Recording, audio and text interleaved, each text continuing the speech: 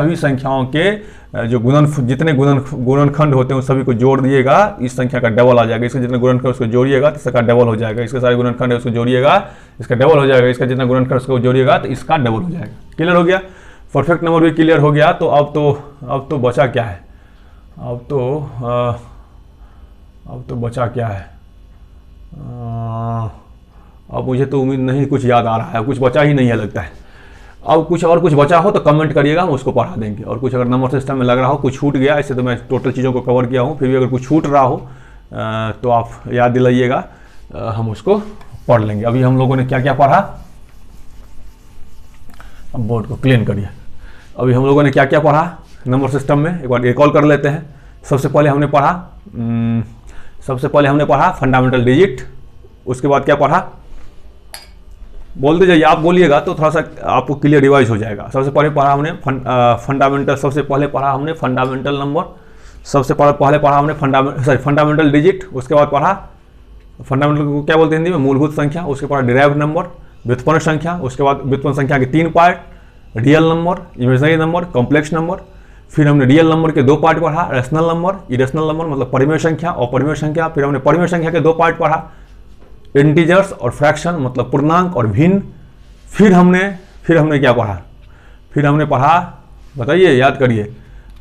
फिर हमने पढ़ा नेचुरल नंबर पढ़ा, हमने होल नंबर पढ़ा, हमने ओड नंबर पढ़ा, इवन नंबर पढ़ा, प्राइम नंबर पढ़ा, को प्राइम नंबर पढ़ा, कंपोजिट नंबर पढ़ा, परफेक्ट नंबर पढ़ा, ट्विन क्या बोलते हैं उसके बाद, हाँ परफेक्ट नंबर पढ़ने के बाद और हमने क्या पढ़ा था? ट्विन नंबर पढ़ा, ट्विन प्राइम नंबर पढ़ा, परफेक्ट नंबर पढ़ा। मतलब सारा नंबर हम लोगों ने लगभग पढ़ ही लिया है। ऐसा कोई नंबर अब बचा नहीं है।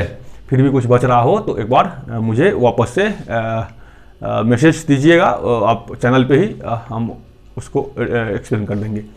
अच्छा, अब हमारा जो नेक्स्ट क्लास होगा हमने रिवर सिस्टम के ऊपर रखेंगे। नेक्स्ट क्लास, अगला क्लास हमारा रिवर सिस्टम के ऊपर होगा, नदी तंत्र के ऊपर होगा। हम उसको पढ़ा देते हैं, जल्दी कोर्स को खत्म करेंगे, क्योंकि जल्दी नहीं पढ़ेंगे तो आपका समय ज़्यादा नहीं है, इसलिए जल्दी करेंगे। दूसरी बात कि हम कल हो सकता है एक स्पेशल वीडियो, अभी भारत सरकार ने ऐसे प्रत्येक साल भारत सरकार ने सतर्कता जागरूकता सप्ताह मनाती है। सेंट्रल विजिलेंस कमीशन भारत सरकार की एजेंसी है, उसके द्वारा असल में सरदार वल्लभ भाई पटेल की जन्म जयंती के अवसर पे जिस सप्ताह में पड़ता है उस सप्ताह को राष्ट्रीय सतर्कता जागरूकता सप्ताह के रूप में मनाया जाता है।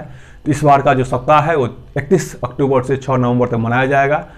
31 अक्टूबर को सरदार पटेल जी की जयंती भी है।